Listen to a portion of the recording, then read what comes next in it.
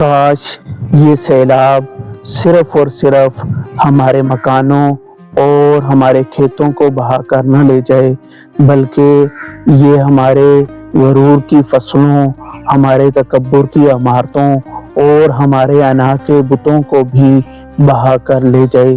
اس لیے کہ انسان یہ بھول چکا ہے کہ اس کی حیثیت یا حقیقت ایک ذرے جتنی ہے کہ اگر کوئی موج آئے تو اس انسان کو فنا کے سمندر کا حصہ بنا سکتی ہے۔